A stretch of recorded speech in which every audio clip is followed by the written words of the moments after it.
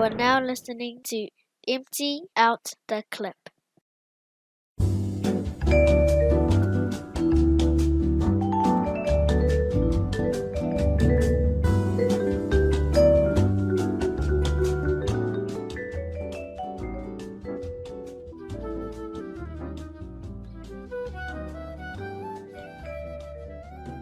Alright, welcome everybody to another episode of the Empty Out the Clip podcast, the OTC. My name is Cams and I'm here at the heart of West Auckland with the brothers in the house. We got Eddie, we got Leti. What's up, Mosos? Usos. You know the drill, boys. Yo, shout out to my Inga, my LST brothers, Westside Fitness boxing crew. Just want to make a shout out to Sylvia. He represented Ags at the Polyfest for the Nuan group. My niece Cara, he repped the Samoan group. And my nephew Samuel Lamamea. Congratulations to you guys for repping your schools. And also happy birthday to my nephew Abel, all the way in Scotland. Happy birthday, little Uso. Uncle loves you heaps. And those are my shout outs.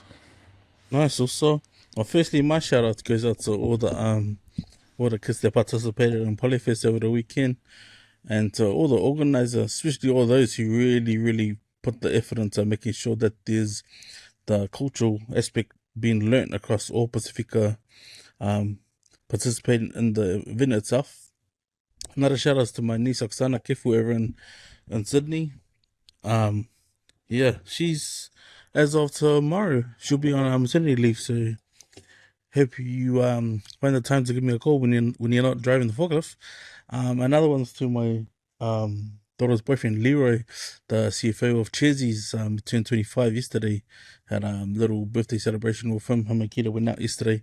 And then the last one's to my two girls, Kyle and Lauren, who were part of the Samoan Custom Girls Samoan group. So finally, man, the late pickups and the BK after Polyfest practice is finished, so now I can just relax and enjoy the rest of my afternoon. So now that wraps up my shout outs. Sure, boys. Man, there's a good shout out to all the kids that participated in the Polyfest. That was a good one for this week. But my normal shout outs to everyone that listens in to our podcast, the Empty Out the Clip podcast. We're part of the WesWes Network. You can find us on our Facebook page. It's a private page, so you can join in, answer the 3 questions. We'll let you in, your chance to throw in some articles, throw in some posts, and we can discuss it on the podcast as well. The Empty Out the Clip is part of the WesWes Network. Like I said, you can find the WesWes Network podcasts on all our podcasts on our website, www.weswesnet.com. And you go check it out if you're into sport. There's a whole lot of sports ones there. We got a rugby unions podcast, the Kangaroos and the Rugby League NRL podcast called the 135 Footy Show, and also my own podcast, the Cam Schuster podcast, that's out twice a week as well. Oh, and the Channel 135. So me and Eric, we're doing reviews of TV series and movies, and you can find it on the Channel 135 podcasts on Spotify and on in YouTube. So they're all on YouTube, all on the WesWes Network YouTube channel. So go check that out too. Man, you know what? Last week I forgot to get you to what have you been up to all week. I blame Kaiser, because he put the order the wrong way. But he's not here to defend himself, so I get you to go first. How's your week been, Eddie? My weeks, to be honest, my last 2 weeks has just been the same. Just gym work. My niece, she comes here on Fridays, my 1-year-old niece. So sometimes I'll rush home at lunchtime just to grab a half an hour first. So now week's been all good, Just been chilling. Just kind of saving now. Trying to save money. So just got an upcoming trip later on this year. So just trying to save some extra cash for that. But it's just been the same, How about you, lady? Holy man, it's coming close to your start date, man. Shout outs to my doko Brendan and his old man Ed, so Tyndall's older brother. He came over yesterday for a haircut, and obviously I caught up with Brendan last week at Macca's. We didn't go for a walk. We just had our coffee club catch up. And sort of he's put the pressure on Sunday. So you started this week. So I had to look for my own work shoes, man, for my job. So I had a pair of Air Force Ones, and I was thinking of painting them black. But then I've got a pair of Air Maxes, and they're sort of like I don't know. They're probably not the high end of the Air Maxes, but I did get them from Real Sport, but they were like black with white soles. So remember, I was doing a lot of painting at one point around the house. So I was thinking, Kilo, I might just get one of the art brushes and just validate them. So I managed to validate them. And my wife's like, I'll just get you some comfortable ones. You know me, man. I'm just too. You could spend money on other things. So I ended up painting them, bro. So I'm laughing at the kids. I posted it on our family chat, and Kita gave it the fire look. So 2 girls that said fire look, they look fire. Hopefully they don't give me sore feet when I'm at work. But yeah, we starting on Tuesday morning. Not looking forward to it. I'm already having like withdrawals from like looking after my son, and like just that disconnect with with not being with him full time, But yeah, even having the disconnect moments with the dog as well, cause he's been crying, man. I don't know what it is, man. Like I think the first day it was pussing down, Friday was pussing down. I was thinking, God, why the girls have to perform in this with her? The Samoan stage was pushed back a couple of hours. But yeah, my dog's been crying like I don't know, a guy, man. So I'll be keeping him company out here. Because he's been like sitting up. So usually he's real alert when he's sitting up. So be sleeping behind me with him. And then he's been able to sleep like properly. Because otherwise he'll just sit at the back door and just try and open the cage, man. Last night I actually slept on the floor by the window outside my son's room just for him to see me, so the dog could see me. And I left it like maybe like that wide. How about I woke up and he was fully sitting right next to me under my hand, like it's like poor dude. So I don't know. I don't know how this guy's gonna go throughout the evening without me here. So hopefully he snaps out of it, because I mean he's got a freaking dog kennel that's got a ranch ladder and a couple of windows, mate. And it's like fucking 2x2. Like shit, and it's empty. But I don't know. The girl for me, I'd probably have to reach out to a dog whisperer. So if anyone knows any reason why the dog's been unsettled, reach out, man. But otherwise, the week's been pretty hectic. Just I suppose on a high with the girls finishing third on the Samoan stage, all girls, because they're the only Westie school to place, man. So considering it's the 50th, shout outs to the ups. I think this is the I don't know what you call it, but I think St. Paul's and LaSalle surprised by Sacred Heart coming in with the overall winner for the Samoan stage. Like, man, I didn't think me and my wife were paying attention to the prizes, like the entrances and that, Fatopati in there. But yeah, Sacred Heart, that's a solid result. I don't know if you can consider Avondale still being Westie, but congratulations to them as well, placing, I think they've hit second overall in the co-ed schools.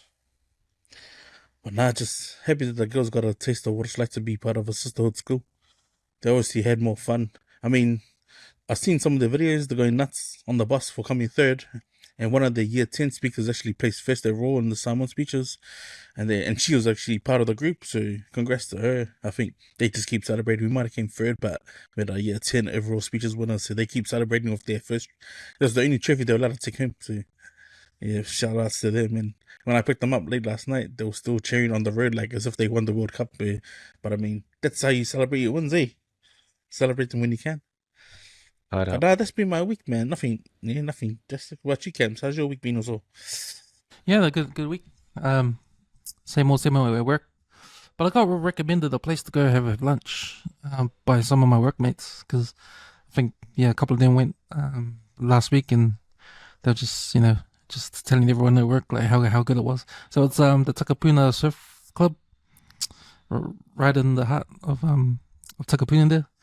So I decided I take the family. So we went yesterday for lunch. It's a pretty fast space. I haven't been there before, but it's a nice outdoor area upstairs. You go upstairs and there's a deck area. You can eat and drink. And there's an open bar. Like the bar's open, like between the indoor and outdoor. So yeah, it's pretty cool. It's pretty packed too. So we got there about 12:30, 1 p.m. and we had to wait for a table because it was jam packed, and it only opened at 12. So man, I don't know if people were just lighting up around 12 o'clock to get there, because when we got there, man, it was packed. And yeah, it was there we watched the Moana game, Moana in World Size game. But man, I was surprised because there were a couple of Islander bouncers at the bottom there, at the bottom of the steps, and like they stopped us, asked if the boys had any ID. We're the parents, and we're just going up for lunch. Oh yeah, you guys can go. And I was thinking, man, is this place like overkill with the bouncers at 12 p.m. in the afternoon? That's what I don't know what that was all about, having bouncers at that time. I'll do my food review on the place later on. Pretty much early. Nothing else to report. Sweet. So we get into our topic. So our first topic, and me and Eddie came on as a guest on the Cam Tuesday podcast, and we just did a touch on what we're going to talk about. The Naked Samoans are back again. They're going to do another show in May, and I didn't know until they put out a poster to promote their show. And the show is called The Last Temptation of the Naked Samoans. And The Last Temptation, if you can have an image out of that, just that title, it's probably something to do with the Bible and something to do with Jesus, and it is, because the poster is the picture of the Last Supper, famous painting, but they've replaced the disciples with the Naked Samoans, and they're trying to talk to Jesus and try to whisper stuff in his ear, and a lot of controversy surrounding this poster. There's been a lot of reaction on social media with the Pacific Island community here and in Australia, and I think if you're not Islander, you haven't you must be hiding around the rock if you haven't seen any of it, because it's everywhere. TikTok, Instagram, and Facebook, everyone's got their opinion. And I think we threw up some of those videos on our Empty Out the Clip Facebook page. The recent one you put up, Elliot's the one, that guy, and he's like, but that guy, I was thinking, at least go and brush your teeth and brush your hair and put some clothes on and go on the video and say your opinion, at least. But now I'll come to you, man. Are you going to the show, or are you going to boycott the show? First of all, I'll say to the come from Pinda Yards, yeah, man. See, if you're going to come on, say, brush your nifo, man. You're right, Kems. Then again, hey, it's just his opinion. But then to sort of say, don't sell out and don't support these guys. I mean, first things first, like the Naked Samoans, talented bunch of guys. They break down barriers, break down doors, open doors, and pretty much put everyone on. Literally from that show, like, I mean, there's nothing those guys haven't done, right? In terms of like entertainment, radio, producing movies, theater. So whether it was I don't know, just a marketing thing. I mean, I thought at first, well, they got big fools. That was my initial reaction. They got big fools. But then I was a bit mixed when I started seeing people saying, fuck those offers, man. They went and did that, knowing that we built, Samoa's built their foundation on Christianity and all that stuff. I was starting to think, our Muli's heard from a picture. You know what I mean? There's much more to faith than just a picture, right? I mean, we celebrate art, like when we saw the picture of Christ when he had the Songai Miki on, and it was mixed again. But for these guys to do it with one of those misrenowned images in the Bible, I don't know, I think it's because it's to sell the show and to get criticism like that, and whether people go or not, I mean, that's on everyone else. The way I see it is like, at least they didn't go and value all these back in the day, billboards, and waste a lot of money putting it up. It's just a digital image that they've just But I think they got to hit it on the head, man. It's clickbait, That's all it was, man. But I was just, man, there we go again, pulling each other down. It's like, fuck. Hey, without these guys, there would be no Tina, man. See all these guys trying to tell them to try to cancel them. Like, fucking relax, man. Relax. I think it was brilliant, but my first initial reaction was like, man, these guys got big fools, man. But I mean, suppose they can do that, But whether they're a sellout, I don't know, I don't think they're sellouts, man, because, bro, everyone in their image, pretty much, like, they've, they're breaking down doors for so many of us. You know what I mean? Especially our people, man. So I don't think it's fair that we can all throw stones at the glass windows, man. Like that's a bit much if you've done jack shit for your culture or your people. You know what I mean? So yeah, I just thought, yeah. What do you guys reckon? What do you think, Eddie? Yeah, it's definitely a brilliant strategy for marketing. But yeah, it's what's their target audience? Traditionally, it's always been Islanders, and Islanders were traditionally Christian-based faith. So, you got 92% from Melanesia, 93 Micronesia, 96 from Polynesia. So these are some high stats. So I think if they knew they're gonna cause a ruckus, man, they definitely did. They stirred the hornet's nest, as you would say. Now, I respect them for what they've done for our people. They've basically put us on TV and on the big screen and for even on radio and whatnot. But I thought it was just on that line. They didn't cross the line for me, but it was just on that line. And it was brilliant for the marketing side. But on the other side, there's going to be so many people like upset, especially now where, with the whole Brian Tamaki thing going on. Religion's on the forefront of the news at the moment. So anything that's related to religion in a political sense would definitely be highlighted. So these guys are pretty clever for capturing that and putting it as a marketing thing. So yeah, I think myself, I was like, I'm a bit bad with images like that, but nah, they've done a lot for our community. So I'll give them the benefit of the doubt that it was just a marketing scheme to clickbait us in. But yeah, how about you, Cams? Yeah, I was a bit disappointed that they took it down, eh? I mean, if you're going to throw something up and, get a reaction and then you don't like the reaction and you just take it down, you got to stick up for your first, why you put it up in the first place. You got to, no, don't take anything back if that's what you're going to say. So, yeah, I was disappointed at that. But in terms of myself, like, I don't think I had any problems with it. I wasn't offended or anything. When I saw it, I said, oh, yeah, okay. Maybe that's going to anger our community. And it did, without seeing all the reactions to that. But after seeing all the reactions, I was like, oh, yeah, okay. Maybe it's something that we're not ready yet. If that's what it is. If this is... Because all these guys are mostly Samoan and they grew up in Christianity, so they know. So I don't think it was intended to be offensive, intended. But we live in New Zealand and we grew up getting influenced by a lot of things. So, and that goes to show in the WesWes Network YouTube channel when we did our interview with King Kapisi, and he's an open atheist, and we get all these comments on that video up to now, and we did that video like 3-4 years ago, and all the comments are the same sort of thing, against Christianity or not against Christianity, and it's 50-50. So for every hater, there's going to be someone that agrees, right?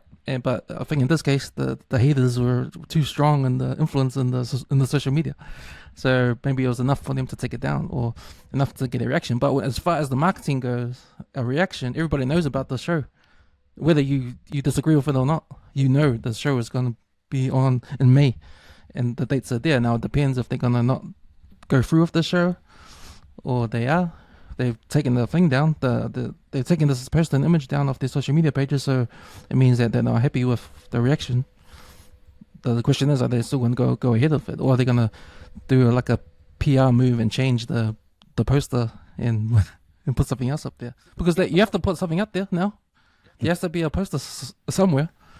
Whether that poster is what they put up in the first place, or they change it, or what, you don't know until it happens. So, yeah, I think. Yeah, it's a hard one because Mario there, he's a part of the Naked Samoans and he was one of the producers for Tina. So they've got a hand in all those kind of things. So they're the first ones to put Pasifika on the map in terms of art and performance with Oscar and all this stuff he's done in the past. Even though we don't agree with Bro Town, the TV series, with what the content, it's still a TV series that's up there, you know. So yeah, it's and that video that you put up, Let's, about that guy in bed, he's talking about it. Like he mentioned something that I don't know if it's true or not, whether it's the Palangis that are the ones that behind the image. You know, like if you want this play to happen, you want our money, then you have to put this image up, right? So again, we're behind the 8 ball when it comes to producing our own stuff, making our own stuff, putting our stuff on mainstream, because it's not 100% controlled by us, right? So there's that. I don't know if that's true or not, but you know, he's just put an idea out there. But yeah, I think at the end of the day, I think these guys, Oscar and all them, they got the final say in things. They get the final okay. Maybe it wasn't on their mind that it was going to have a reaction like this. I don't think it was, but it has happened. But man, it just goes to show, it goes to show religion is a touchy subject when it comes to us. You know, it's a touchy subject, and it has to be treated carefully, because we're not ready to let it slide when it comes to things like this. And you know, you can see it in all the reactions and stuff. But yeah, man, I thought that if they're gonna stick with it, they should stick with it and just deal with the consequences and just do the show. Because at the end of the day, they're gonna have some people that agree, will want to go see their stuff, and people that won't agree, they probably won't even go. So you can't please everybody. It depends what the show is about too. Like if it's got anything to do with the Bible, anything to do with the Last Supper, or anything like that, or was it just a thing to say that's their last show, and the show's about something else? Yeah. I think know. it was the last hurrah, man. That's what, when I listened to they were on Flavor, that would have been the Monday. Or would have been Monday, actually, yeah. It would have been Monday, and they were saying this is, yeah, why not? You know, everyone's been through a lot of stuff. Everyone's been through, you know, the last few years, found it hard. Why not get together and do one last year after the success of doing Tina? Yeah, why not? So, I thought the image, like, you know, yeah, like I said, man, big balls. But I mean, the reaction they got, that's it, eh? Were they ready for it? Because I think it's still mixed, eh? It's still mixed review. It's still mixed, but yeah, which is what the PI community probably didn't get down well. But at the end of the day, what? From when they started Naked Samoans, is the Palangi demographic, the majority filling out the theatre, you know what I mean? Because we've had Sully Moore even talk about it. It's like, you didn't obviously see, you know, the theatre about a Pasifika show filled with Palangis, but when you do see it, and then they tell their friends, then you start getting a bigger following. But whereas if, you know, you tell islanders, theatre, fuck, they don't want to pay the price for a full ticket. But if you discount the ticket, everyone starts running for it. So I think they've got the ability to do that. So before the way they marketed their show, they could sell it at the theatre if they wanted to. You could have no Pasifika people show up; they'll still do well. You know, it's written in the sand, man. These guys are just good at what they do. Here's a question for you guys: is this a case of, again, I know it's a sensitive topic when it comes to the religion and that, but is this a case of the crabs in the bucket thing? We're pulling our own people down again. I reckon there's a hint of it in there, eh? Oh yeah, especially out the gate. If the guy's gonna say to support them, like, come on. Really? Well, then don't you listen to Nixon? Don't you know these are open doors for these guys? You know, Nixon even says it. Mario put him on. He gave him his opportunity. Imagine if Mickey didn't get his will, didn't film Tina, then what? Because guys are already doing that shit. They were way behind the 8 ball. We're not even sitting in the queue, man. So something like, you know, if this sort of reaction is sort of like, fuck, you know what? Let people absorb it and absorb all that energy. What's the next big thing they do, and see if people still ring the same tune. Yeah. I think it was like when they first put it up, because I saw it, there wasn't much reactions in the comments. It was not until after those influencers jumped on, hard, and put videos out, and that's what swayed a lot of people to comment about it. Because I think if they did this image probably like 10 years ago, there would have been much fuss about it. But I think because like religion at the moment, especially in New Zealand, like I said before with Destiny Church, it's become a forefront of like our politics at the moment, eh? So it's real, yeah, it is a real sensitive subject to talk about. But to me, it's sensitive in a way where you can just keep it to yourself, right? I mean, if you're disappointed, you don't have to. I mean, you can't. I believe like you don't mess around with someone else's how someone else gets paid. You know, like they're trying to do an art form. Art form is supposed to be criticized. The art form, whatever art you put out there, you best believe you better you better be hardened because you're gonna get people that hate it and people that love it at the same time. So yeah, I think you're right about the influencers. As soon as they put something up, then everyone's like swayed, and that's probably not a good thing to happen. And that's the case of social media, when that's what social media does, will influence a lot of public opinion. Yeah, public opinion and that. And I think if you're like empty out the clip and you stand your ground, you say what you say and stick to it, no retracts, then I think you're automatically different to anybody else. Just do what I do if people mock my stick figure drawings. I just go in the shower and cry there. So, boys, anything more on this? Now I'm looking forward to hear the reviews about the shows, man. I'll probably go see. I haven't even seen one before. Same. I always wanted to go. But yeah, it'll be interesting. I hope there's no protests when I get there, like trying to stop me from going there. It'll be well, what is it? Man up at the front of the gates there doing the haka and that. Or it could be thug up, is it? Thug up. All right. Next topic. So, man, this is a sad story. Hey, you posted this up. That's American dad. Is he homeless? Because he left his kids at McDonald's playground so he can go do a job interview and get a job. But he got arrested for it, eh? Yeah. He got arrested for it, and then there's been some outcry over it, and there's a GoFundMe page going up for him, that's made $39K at the moment, at the time. But yeah, have you got any more on that?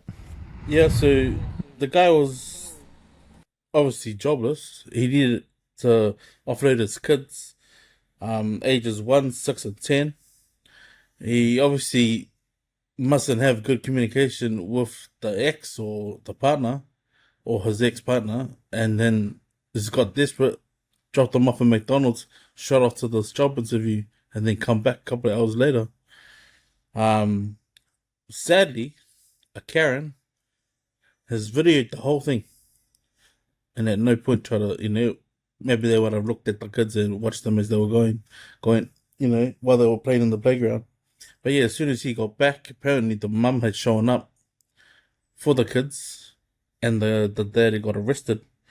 Yeah, everything American, like at the time that I saw the article, was just popping off, like, it was like just the comments.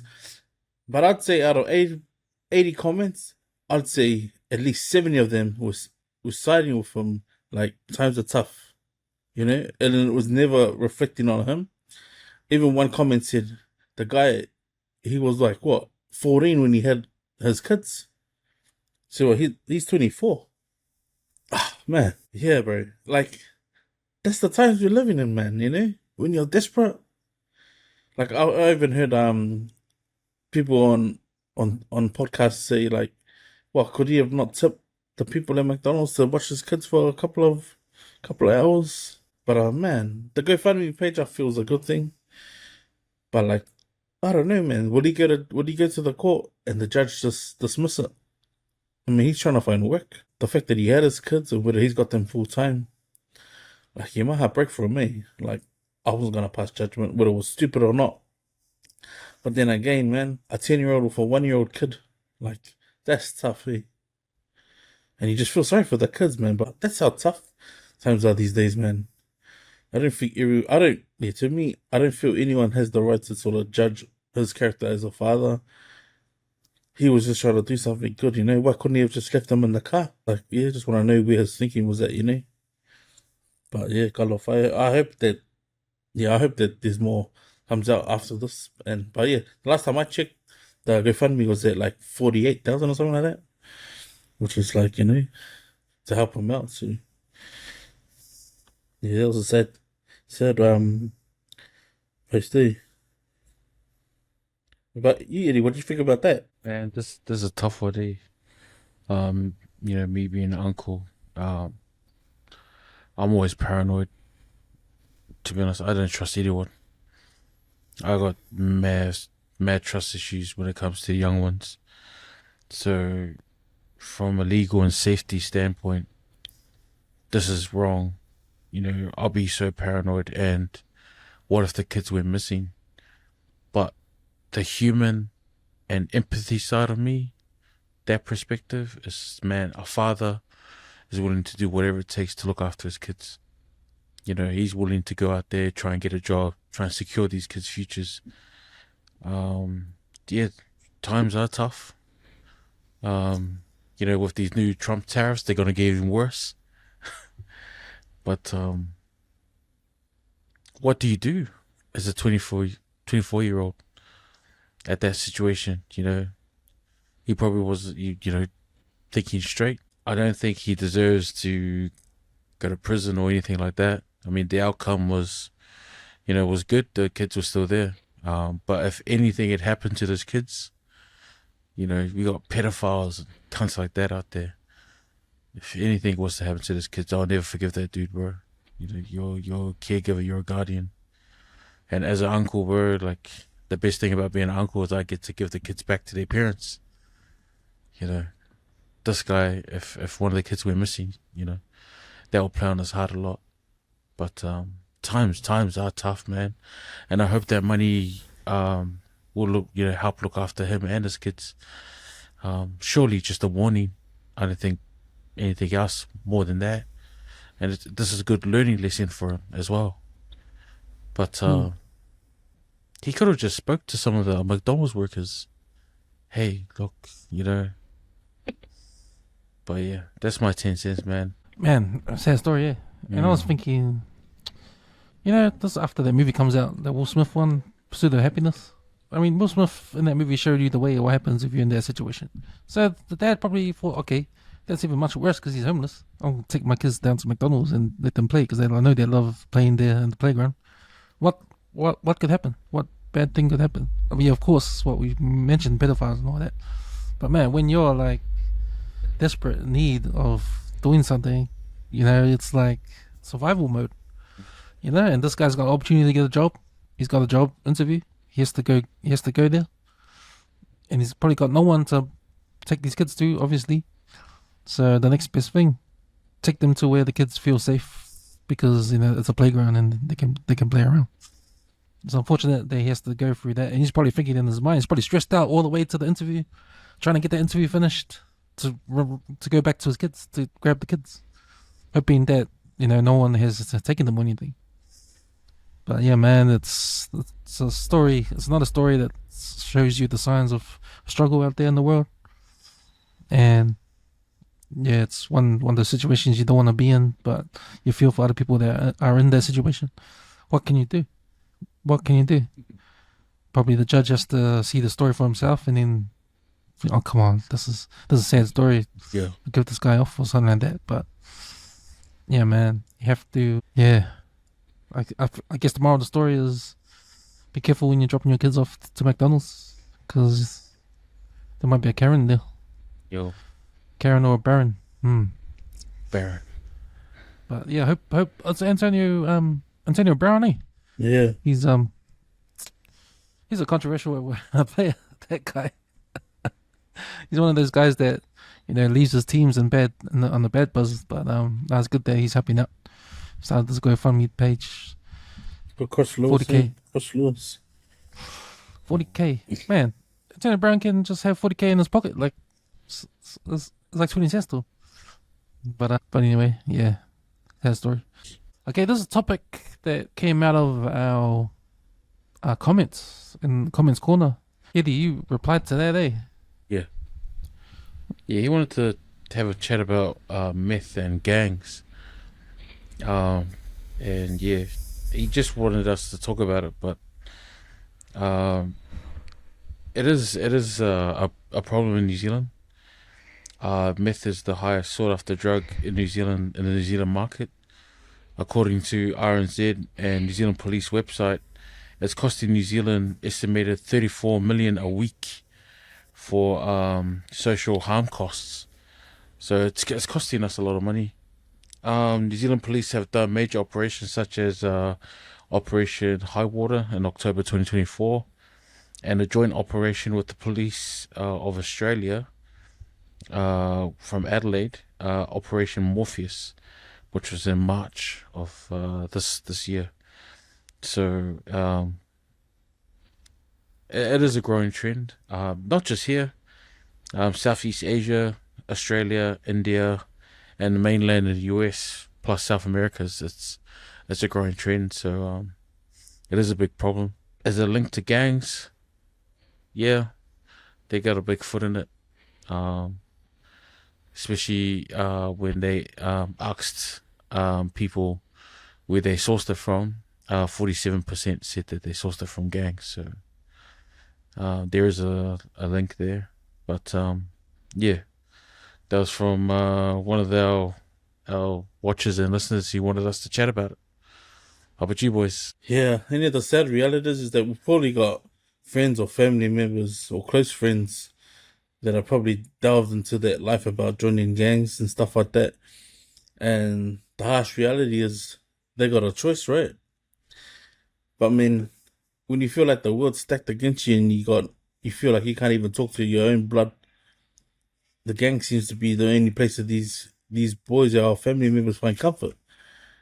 And sadly, what might be a couple of beers might show up, enjoy yourself, you enjoy the camaraderie. Someone might pull out a bit of white powder. You might have a go at it, Next thing, you're 3 or 4 months deep into the club, wherever wherever you feel like you yourself, you feel safe, you feel like a sense of belonging, and then you're inside a jail cell. For someone to go through it, I mean, this is why talking to counselors or talking to a close knit, a close circle of boys can help you get yourself out of these situations, man. Because the clubs and the gangs, they're not for everyone, man. And and once you dive into trying to put your toe into the drug scene, fuck, your life can be gone in a flash of matter of months. I mean, house arrest is not really living, right? I mean, you can count yourself lucky that you're not in Guantanamo Bay or fucking maximum security prison in the US. But you're not living, man, People need to understand, man, the consequences of drugs in your family, bro, is the most horrific thing that can destroy so many things, man. And a lot of people gotta ask themselves, man, even with alcohol, man, like alcohol is probably 10 times worse than any other drug that we've got, but they make it they pretty it up, eh? They dress it up and say, oh, just have a few drinks. I've seen a lot more people get shit-faced, and there's probably a lot more causes of accidents on our roads caused from drinking than there's probably more drugs, But the reality is, man, it's like, man, you got a choice, man, and a life being sober, it outweighs any other sort of drug, any dopamine hit is when you're alive and breathing, man. Like that's just a blessing, just to be able to open your eyes, put your feet on the ground and take a deep breath. Free air, like air around your family and your friends, man. But the moment you try and open up a can of fucking powder or pee or whatever, man, fuck, say bye to your freedom, man. Because that's reality, you know what I mean? Not everyone gets that scapegoat and that free go pass, man. Because I can tell you now, man, I got friends that have made some real stupid decisions and they're suffering for it, And all you can do is just be the moral support. And that's not a cool place to be, man. So to anyone out there listening or watching, man, if you love your family members, man, make sure they're clean, man. And if they're gonna cop the family stuff, have a hard look at them and give them a reality check, man. Cause yeah, that shit's like, once someone dips their toe in it, bro, they pretty much hit the toe in it, and yeah, you don't know the consequences that they're willing to sacrifice just to enjoy a hit, and it's not pretty. But nah, thanks for the question, man. Yeah, I've seen firsthand what meth can do to people and change their life because they're not the same anymore. A bad drug, it's something. It's A class for a reason.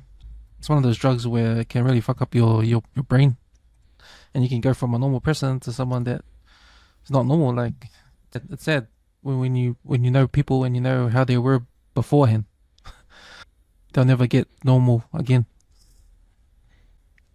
Yeah, it's sad because when you experience firsthand, and you know people that their lives have been changed from it, and then you see people like even celebrities like Manu Walabai and that get caught for meth, like distributing it and that, and that's thought just for quick buck, and you thought because it's a lot of money. There's a lot of money to be made, and there's no thought that goes into the outcome, like the kids that get fucked up from meth, the families that get fucked up from meth, it gets out of control sometimes. You might think you can handle it if you're a meth user, but you're gonna cross that line one day, and there's never no turning back, right?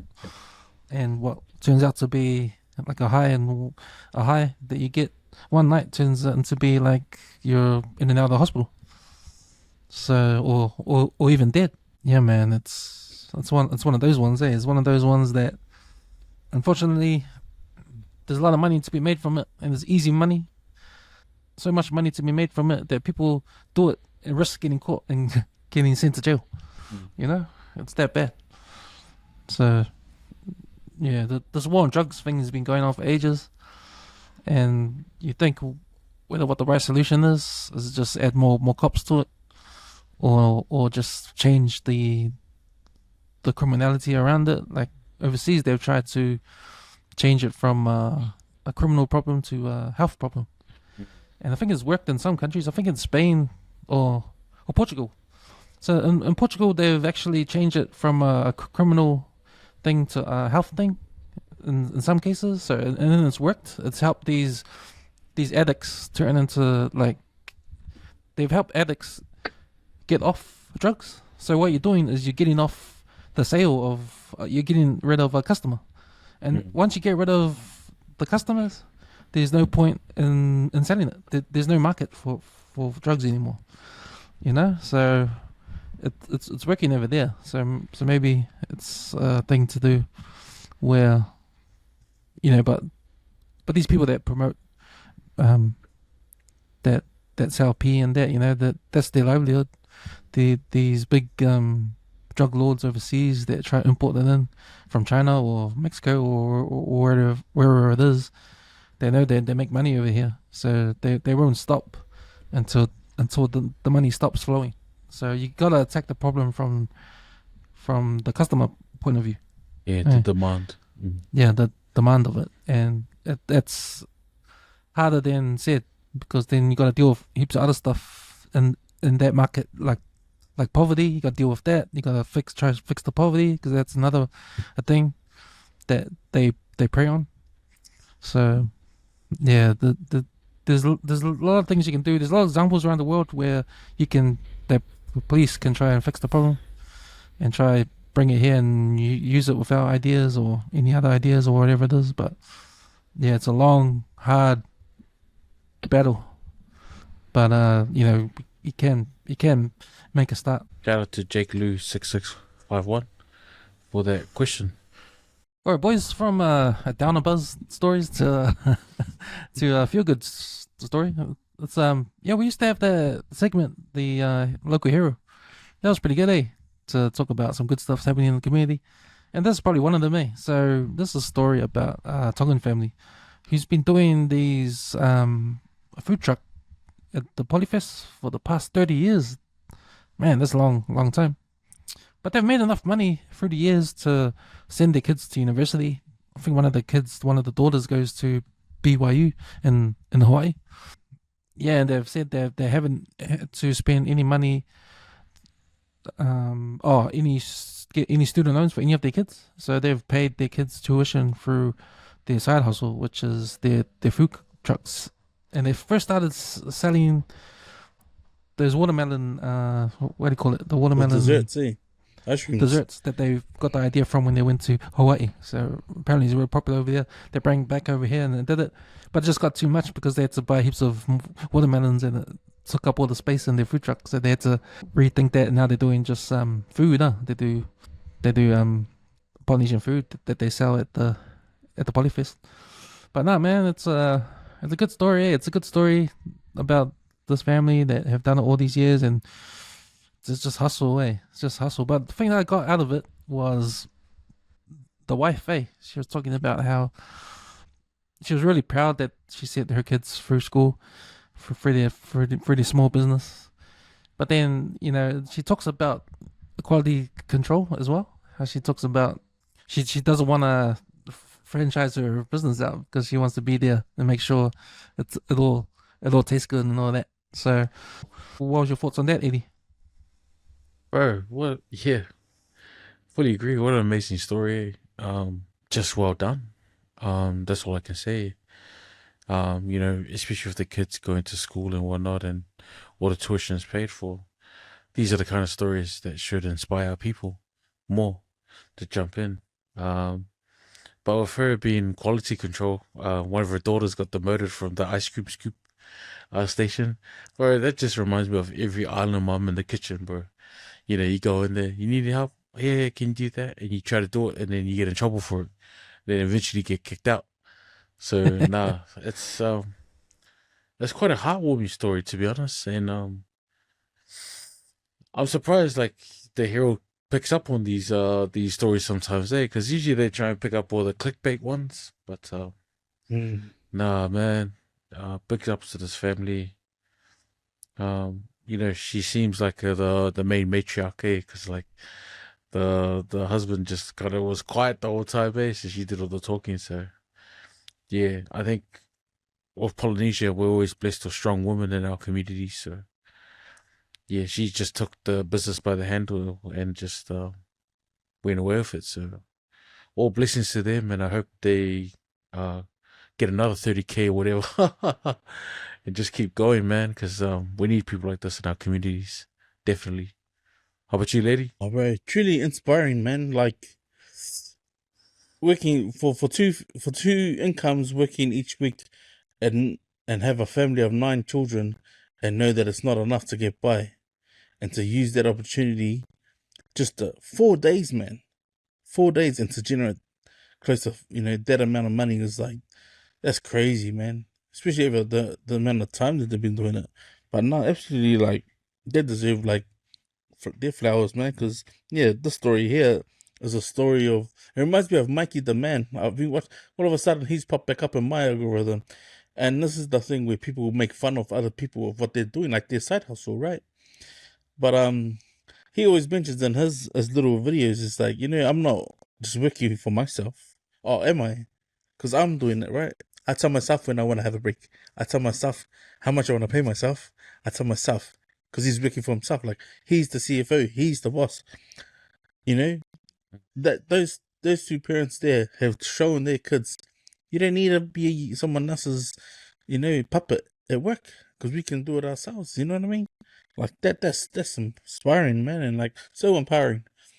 But it goes to show, man, like, if you really put your heart and set yourself out to do it, man, you can do it, man. And the life lesson that these kids will take from their parents just by actioning their idea, man, that's life rich right there, man.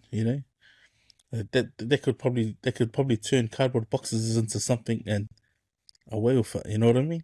Like, if you have that dream, it's just a side hustle and make it, bro, for 4 days of the year, mate, that's the way you gotta do it, man.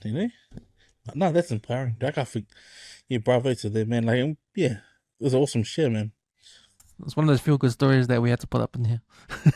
Nice. And shout out to Waimwana Mase for writing this article, the journalist at the Herald. All right, boys, next up, we've got sports. So there's a big build-up to Toa Samoa and the team they got to pull out for the next World Cup next year. And some big names have been floating around there. Payne Haas is one of them. And he's sort of come out saying he's not going to represent Australia this year. And, there's all the speculation, he's going to tour Samoa. But it's made a lot of talk happen around social media before the rugby league fans. It's had this topic has come up in some of the podcasts that are out there.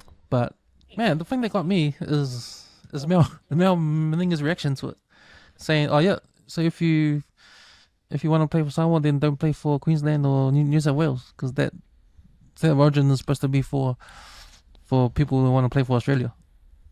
He said that before. He said that last year when Luai and Dad took off to play for Samoa. And now he's saying again because, they know that one of their big time props, Australian props, is changing allegiance.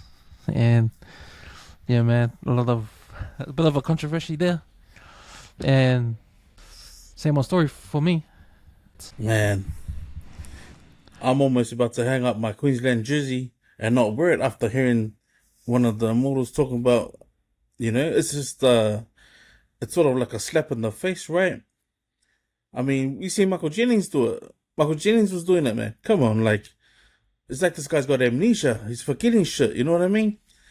Australia and Meninga slowly turned into the New Zealand Rugby Union, man, and fucking it's disgraceful. You can't have a Australia team supposedly being picked from the state of origin team when the last 4 years it's usually predominantly Queensland. You know what I mean? When we lost at the World Cup to Australia, we pretty much lost to Queensland. We didn't lose to the Australia team. But no, this is ugly, man. I think if anything, what I've seen is that this shows the value of one individual, just like the value of JT was to the NRL. And he nailed that contract by getting that 10 mil for the Cowboys, right? So if people were complaining about Dylan Brown and his move going river and complaining about the 13 mil, now imagine what Payne Haas' power is to move now that Australia want him. Because obviously they're going to fucking change the rules for their number one stage show that happens every year. That's how panic mode these guys are. And he hasn't even left, man. What the fuck? He's still registered as an Australian Rugby League player. Yet they're cussing on him, they're hating on him, they're saying all these rules. It's bro, if I was him, man, I'll be saying, I'm with 1.8 mil a year. And if you can't cough it up, man, shove it. But I think he's going to get that money, in their way. Because, bro, you need to look at the World Cup game and, when he went off, Tino came on, it was almost bro, the energy just went up another notch, And Sally the talk couldn't contain those two guys. And they're both Samoans, man, And we were there at the end of the game and celebrating. They were in the Samoa change room, man. Fuck. So, obviously, man, I'm fucking wishing that he comes across, bro. That's all the shop talk was all yesterday. Payne Haas, bro, he has to move, bro. He has to do it. His grandpa's alive, man. He's got to do it while his grandpa's still alive, man, But, man, look how much panic there is in the international game because of one guy saying, oh, represent my my someone side. Fucking hell, they want to change the rules for state of origin. Surely. But, bro, for that to come out of Mel's mouth, bro, fuck, I'm going to boycott wearing any fucking Queensland state of origin shit. I'm not even going to watch it, bro. I'm not even going to cheer when Queensland score, bro. Fuck, for him to say that, bro, that's disgraceful, man. If you remove all the Samoans in the New South Wales team, you ain't got a team, bro. We're going to roll you fucking 11 days every day. Easy. It's not even with a contest, man. Yeah, disappointing in Mal's words, man, and all these fucking Samoan fans page making up this fake news. Fucking wait till it's official, man. Otherwise, he's gonna go, because of the fake news, I've decided to go chase the money, and then, then we're fucked.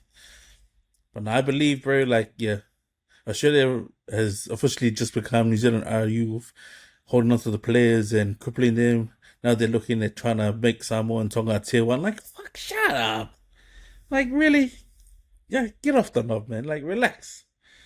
Relax, man. There's still plenty of talent in Australia, man. It just might not be Samoan or Tongan, you know what I mean? It might not be for you, but at the end of the day, it's just a game, man. Come on.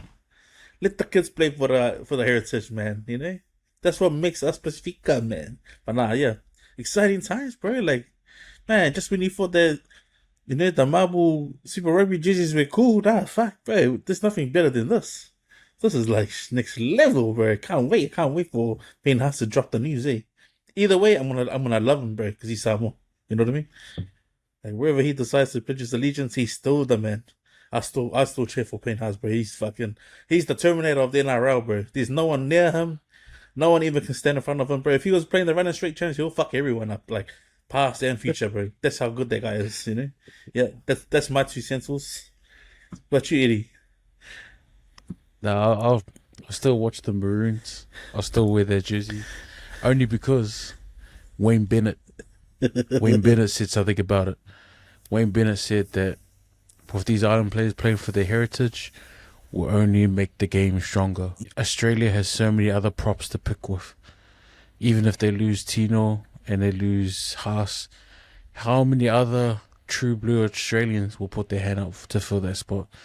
Australia's got nothing to worry about. Samoa, man, we work with what we get. And, you know, if Haas chooses to represent his grandparents and play for Samoa, just let him.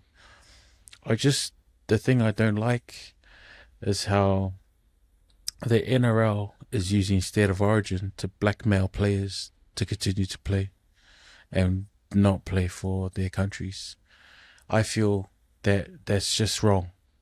You got boys that have born in Australia, have come through the New South Wales and Queensland systems, and they decide to play for their heritage.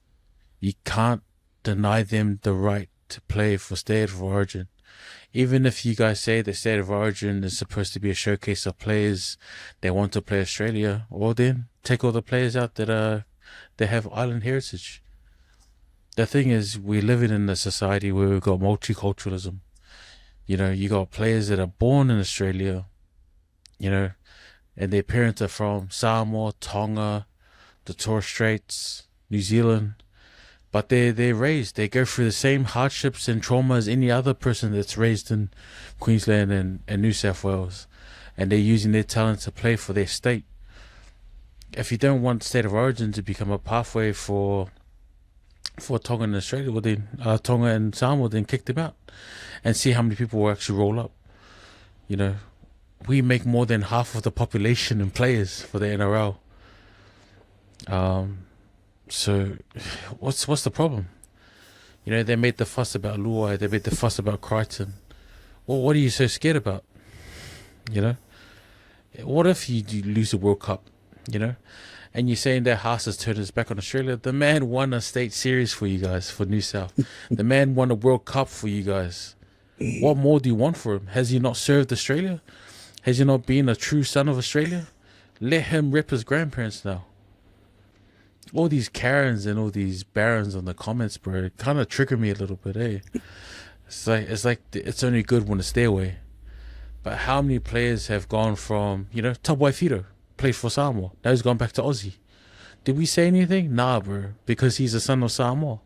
And if he plays for Aussie, he's still a son of Samoa. That's how we see it. But Aussies, you know, a son of Australia goes and plays for Samoa. Nah, bro, you betrayed us. Come on, brother. You can't have it both ways, cuz. So yeah, I think I'm hoping that Haas makes it official, and Tino as well. But at the same time, I hope it doesn't jeopardize their chances for state of origin, because, you know, their money bonus will be for their families. You know, Haas recently just bought a house. He's a legal guardian of his 2 younger brothers. You know, he's looking after them. So.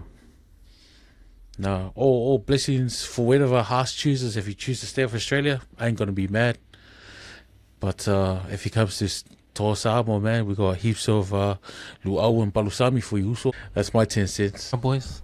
No, I was thinking the only rules that should change are the rules around picking the Australian team. Because if you're just subject to that state of origin, then what? Last time I heard, there's more than 2 states in the whole of Australia, and this is Australia national team.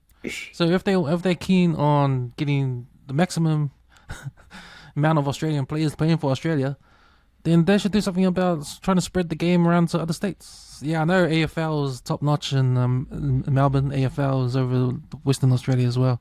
AFL pretty much dominates the whole country as a number 1 sport, over there. Mm-hmm. But so try to do things to make it better for the sport of rugby league in your own country, you know. But yeah, See, that doesn't even make sense. Like, you can just easily change your rule to picking your Australian team from any of the NRL games.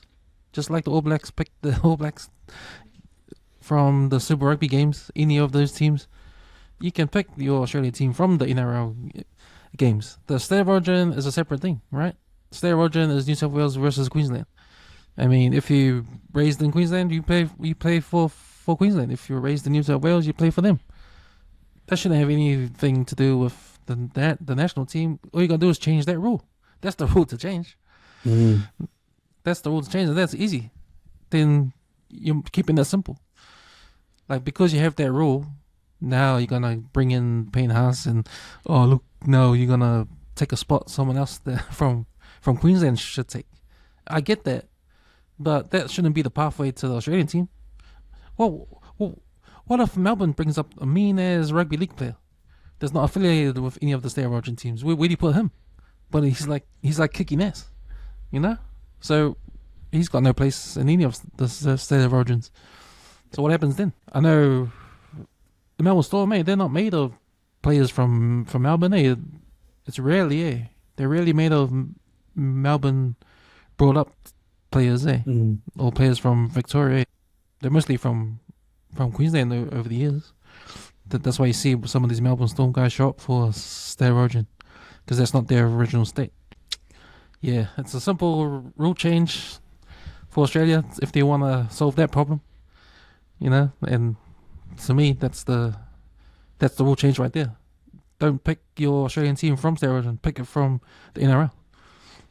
But yeah, hope Payne Haas comes face with Samoa. Okay. Also, Moana Pasifika won again. They beat the Rotas. 45 points. What's going on, man? Is this the new Auckland team? See, all the teams are doing well in Auckland. You got Auckland FC doing well. You got the Warriors doing well. You got Moana doing well now. The Blues just won yesterday. An unconvincing win, but a win nevertheless. When I touch on that game, it was like real pumps. Yo. There's a Duplessis. So what did you see? Duplessis was the captain for, like, bro, okay, I started being home and I was been listening to a whole lot of podcasts, right? Who's the running 7 for the ABs? So Griffey would be the number 1 behind who?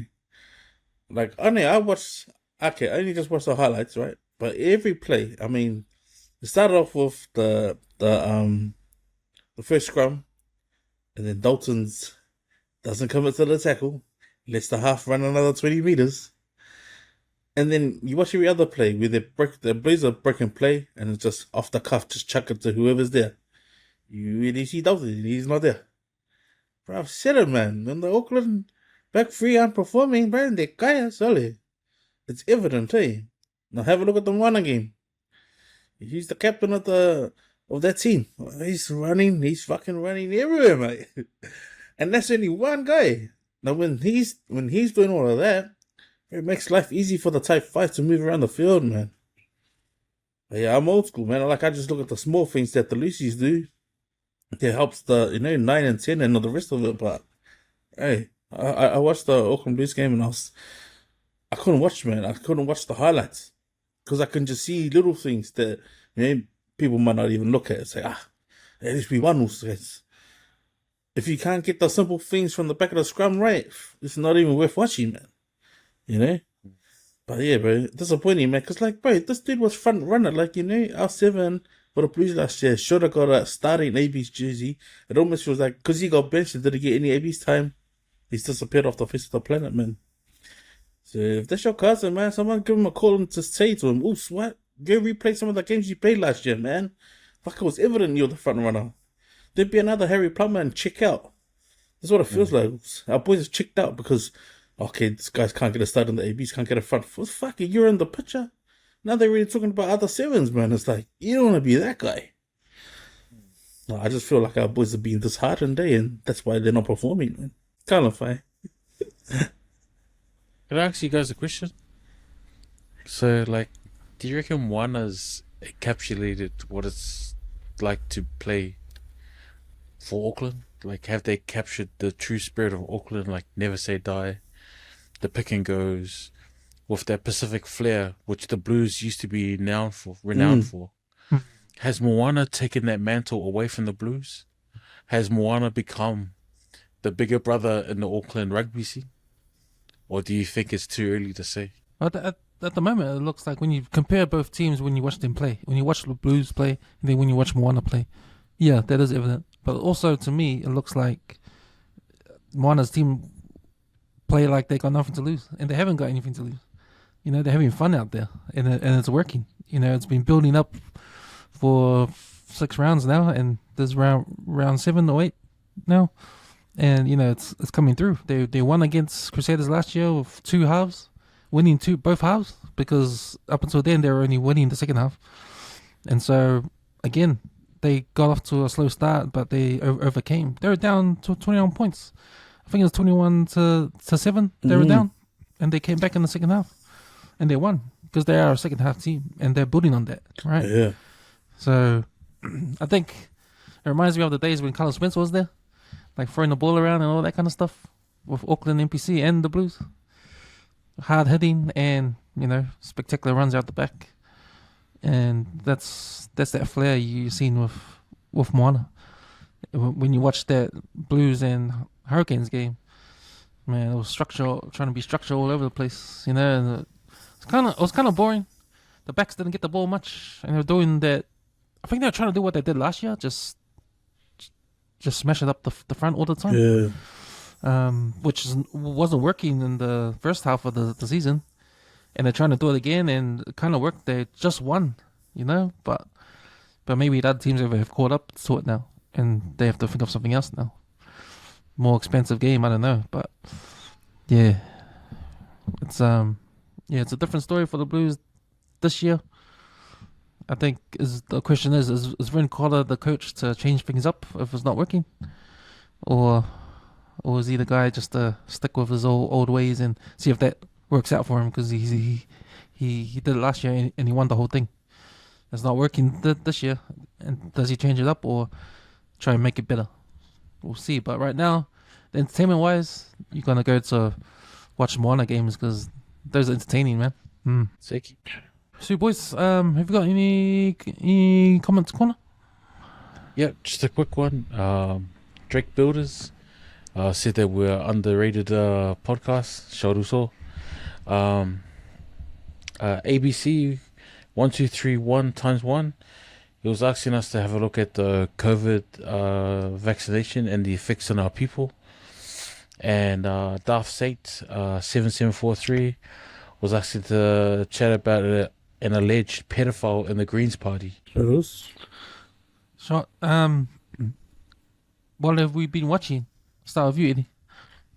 Man, I've been lazy. I haven't been watching much lately. Just been watching YouTube. I watched that one you posted up the other time, that Tueno, 2 a.m. or whatever. And you went to this multicultural center. Bro, that was amazing. Watch there. So, and when they were doing the hangi, it just gave me flashbacks of when I used to do rumbu at the back of the house. But yeah, no, that's all I've been watching. How about you guys? What have I been watching? Sorry, my memory is short. I know I watched something. That was with Shane. Oh, sorry. Yeah, I watched Oh, no, sorry, I've just been trying to catch up on I don't know if I mentioned there was this Chinese guy I was watching. Not Play Wong. It was another Asian guy in America who was going to the pickup parts assemble his car, and this is little Honda Civic. So I think the last time I mentioned it, he got as far as getting it like prepped. So he got the rims, the bumper, side panels, and quarter panels and that all tinted out, all taken out. So it's just a mixed match of parts from different cars, but he put it onto his new Honda. So he got it to undercoat, which is like primer. So he's actually funny sprayed it, man. So he's got a lot of reels on Insta, but he funny painted it. But the thing is, he painted it yellow, man. He had the old school Honda Civics back in the day. So so he got it to final coat. He put a clear on it, Man, I just gotta admire someone who goes as far as like, trying to do something like that. Like he's obviously got a lot of followers that have been watching his reels and that. But yeah, his full on episode got loaded up. It's only like an hour long. But yeah, just admire like his ability like to follow through because he obviously works as well. Yeah, that was the last thing I watched. And then now it's just man, like you just flicking through a lot of YouTube stuff, nothing really interesting. Maybe just try to watch maybe the Nate Nixon pod, but yeah, end up falling asleep most of the time. But nah, nothing exciting. But you, Camps? Yeah, I watched actually something today. I watched because ESPN, they're now on Disney Plus now, and so you can click on the ESPN on Disney Plus, and man, they got a whole lot of stuff in there. They've got all their 30 for 30 documentaries, and if you like, have you seen those? Yeah. Those for 30 for 30s? Those are cool, eh? Yo, So I watched one today called "Playing for the Mob," and it was about the Boston College point shaving. So the mob, they actually got to one of the guys that play for Boston College, and they said they'll pay him $2,000 if he would like keep the score under 10. So how it works is that they'll go through the list of the games they have that season. So they only fix the games that they will win, like they're the favorites to win, because it's easy if you're the favorites to win. You know you're gonna win. It's easy for you to control the margin, because if you lose, you're gonna lose. You can't control the final score. But if you're the favorites to win that game, it's easy for you to miss a shot here, miss a shot there to keep the score under 10. So that's how it worked. So yeah, so he got the mob. They got one of the players that said, "Oh, we'll pay you $2,500 a game if you keep the score under 10," and all that kind of stuff. And then if you get some guys in your team to help you, then we'll pay them as well. So he got two other guys in his team, but these are like white guys, in the team. So the first guy, he was point shaving hard, but the other two, they're like kind of nervous. They didn't want to do it, but they had to do it because they were scared. Anyway, at the end, when they got caught, they did the article with the paper, but they put the only two black guys on the team. They put them in front of the paper, saying these two were the ones that were point shaving, and they were like, "Hey, we weren't even involved." Like they just put them up because they were black on the paper. But that was sad because that article in the paper ruined their careers. Because one of them got a contract to play in the NBA, but then they ripped it up after the article, and the other guy he lost his job, and he couldn't work in basketball. He couldn't be a coach and all that. Dang. So it was real sad how they, what happened to these two black dudes that really had nothing to do with it. It was sad. But yeah, man, I watched that. And also been just watching my normal stuff during the week, like The Pit on Friday. The last episode was next week. And I've been watching Dope Thief. Did I talk about that? nah. So Dope Thief, it's got... Have you guys watched Atlanta? So the black dude that plays Paperboy on Atlanta, he stars in Dope Thief. So there's a story about him and his mate. His mate is played by the Brazilian actor that played Pablo Escobar on Narcos. So actor. Yeah. So it's him and Paperboy. So they're two friends that pretend to be DEA agents, and they go do these standovers, but they like keep the drugs and they keep the money. Ooh. Right? So they do all this until they go to one where it's like things go wrong, and they actually kill the people that are in there, and then the boss of them finds out who they are, and so the story is about them trying to escape the boss, but at the same time they have to escape the FBI as well, because the FBI were undercover in that place that they went to do the standover in. So yeah, it's a pretty out of it intense thriller. It's called Dope Thief. I watched the first 4 episodes. Yeah, comes out every Friday. Yo. So, boys, next we got Fia Poko of the week. What do you got for us, Let's? So that was obviously in from you, but it's like a New Zealand store come under fire after a person photographed metal trays used to cook pizza. Oh, come on! Being stored meters away from the open toilet. Oh, for fuck's sake. Yeah. Don't tell me that is really good hygiene right there, guys. Oh my gosh. Name and shame. Which Domino's is that? Or just don't buy from Domino's at all? Fuck, I just had pizza the other day. Fuck, cafe. Oh, I don't know, can you Don't name buy it? Domino's, man. Yeah, say no to Domino's Pizza. Why? Yeah, shit, man. This got me good, bro. And this is a dude.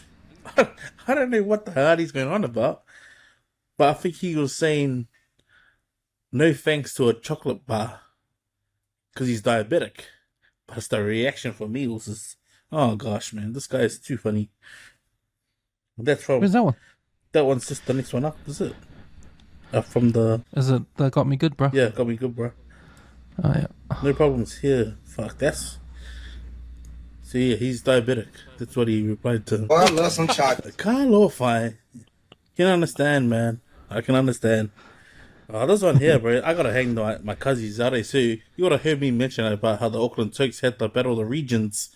And one of the usos got them recording, but they're all in a huddle, man. They're all trying to amp themselves up. So shout outs to the cuz for Lomi for chucking this one in. And I don't know what the hell the cuz was trying to spell, but shout outs to DJ Jax. This is how you don't chant. Majority of those guys went to St. Paul's just by the way. Yeah. What the hell? You got a couple more. The fish and chips one too. This is the Terrell Tuffer. So this is how you get a left hook to the head. Yeah, nah. This is surely everyone can relate to this film here, man. The friend that doesn't pay. Oh, no. Before he sat down, he was already lying down with my left hook to his eye, man. And this one here, this is a recent one from Aotearoa. This is Everything Aotearoa. So, obviously, a lady's got her phone out recording the cops on the side, but they seem to be standing there with weapons, with what looks like guns, and it's the reply. I was like, what the hell? Hey? Wow. I mean, if you're a cop now, and you get a reaction from people, you gotta expect some of this hostility from us, man. Like, fuck, this got on camera, man. Like, come on. So this is why the big push for body cams on Lil because that shit right there. I don't know, They man. look like the motorway between Lincoln Road and Te Atu, eh? Yeah. You. I don't know. Throw it at you guys, bro. Throw it at you guys, bro. That last one was got me good, mate. I was like, Wow. That last one for me, man. Fia Poko, man. yes. Yo. Damn. Facts. Why would you say that? Like, I get it's a high tense situation, but you can't reply. But why are you like holding a gun in your hand? So that. Ew. you wanna Who get? says that? You wanna Do you get want to get shot? Oh, do you want to get shot? Fuck. Nah, you can't do that. Nah. You know that to me gives me driving with one glove on my hand, so I can drive like this. And then they go, "Well, you're good. You want to get hit? Come at me, bro. I got a glove on, man. What the fuck was that? I don't know. I know this is unrelated, but in the NBA, like Ja Morant, he's getting in trouble for doing, after scoring, he's doing a celebration where he's pointing like a gun. He's acting like it's a gun and doing like that.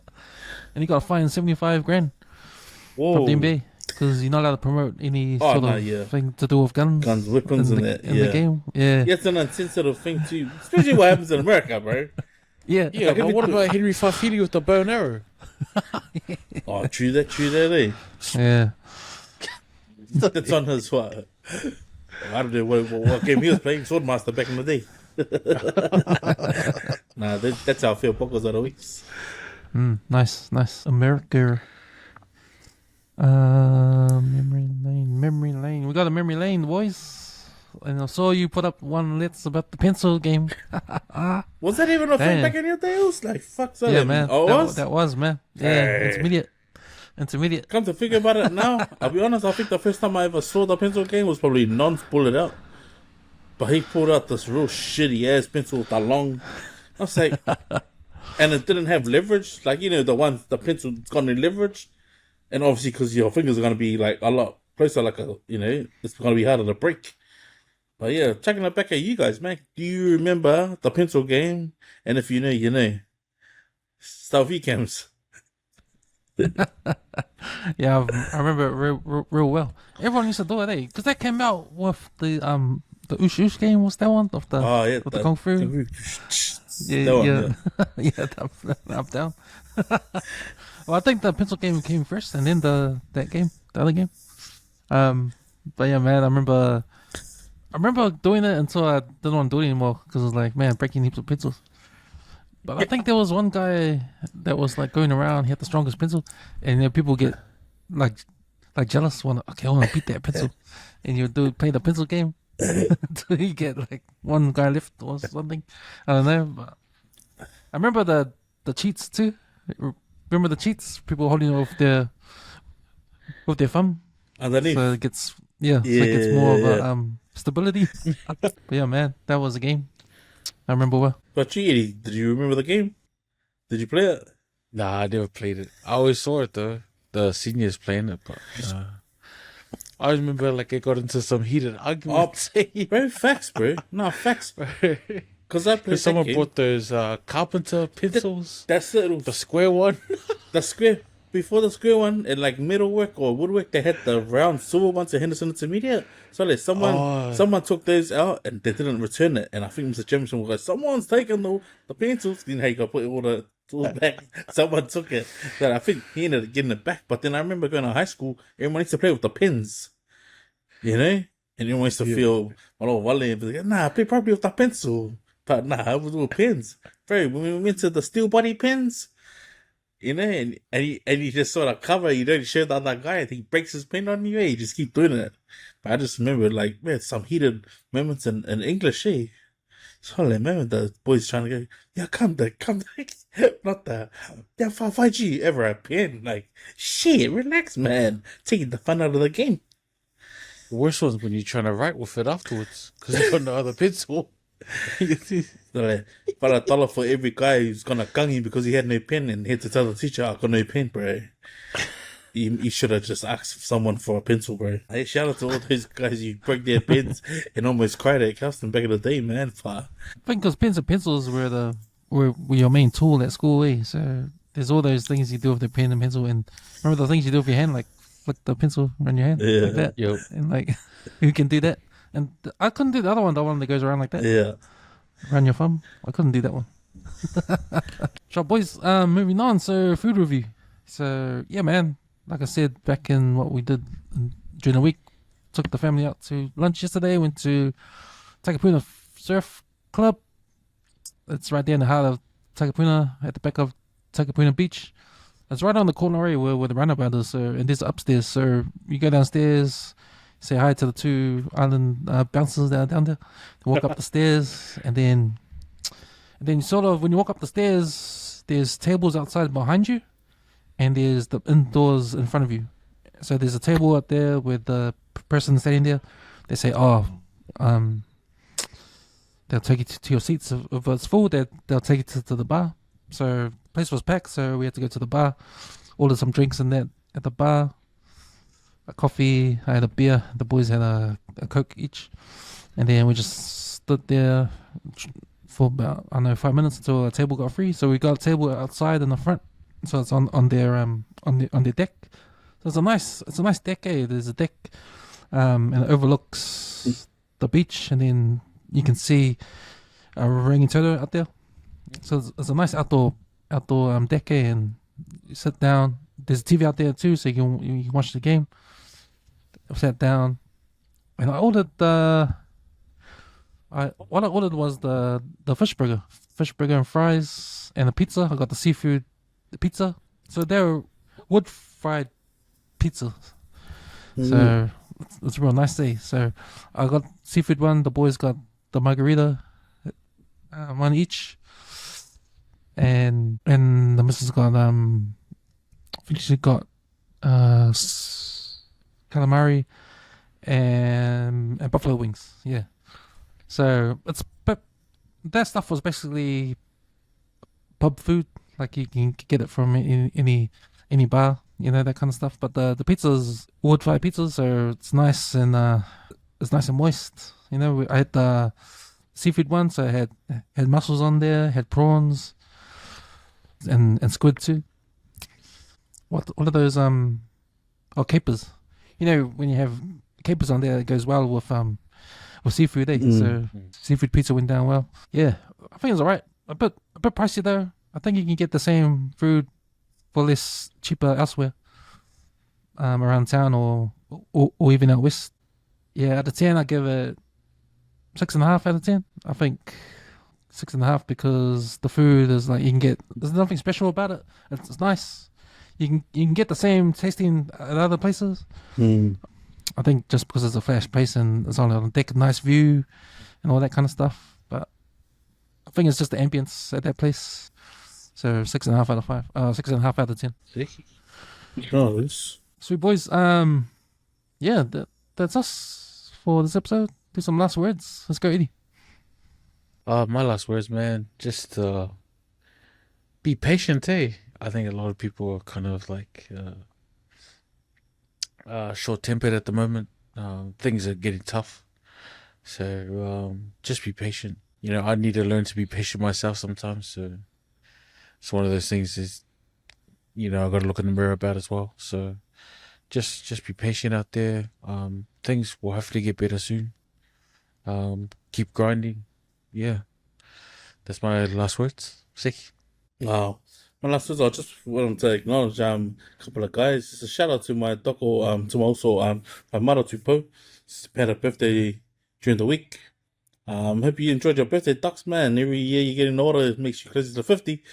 And then another one's to the also Mickey Lahi. So Mickey started an 8-week challenge some time ago, and he'd done his way, and it was like last week, and he won the challenge to Gleneden's biggest loser. So now congrats, docs. Keep the effort going, man. It's inspiring for us. Yeah. And just also to all the fans who started up Polyfest some 50 years ago. One thing I try and listen when all these Lomakors get up and speak, and when they share the humble beginnings Polyfest started. A massive shout out to the Auckland Girls alumni. If there's one thing I can take out of watching all the performances over the weekend was that, man, you know, I don't think any other school could have got up and done it like they did. They had more than 80 girls, probably 110 plus girls on stage come back to celebrate the 50 years of Polyfest. Man, that was, to me, that's moving, you know? And like, I guess like, well, my last words is, man, if you truly honor something and you feel like you're part of something that's big, show up and be about it, man. There's too many people out here fucking fake as fuck, man. And, you know, there's one thing that I take out, then I hear clips of it, and there's one thing they would bug on their cousins. Like, fuck, don't ever change for anyone or anything. Just be yourself. Because the moment you change, bro, the moment you see the back of everyone, ain't nobody gonna remember you, bro. It's like the Dr. Lonnie always says, man, that's why they remember you when you're dead, bro. Fuck, it just changes, you know what I mean? But now, yeah, this is my last words. Get late and I love it. Thank you. That's some good words too to the Naked Samoans if they're listening. Don't change. Don't change.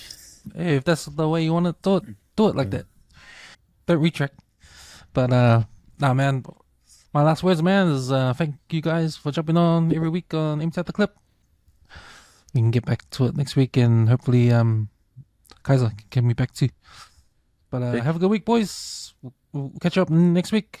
Have a good one. Let's get the fuck out of here. Thank you.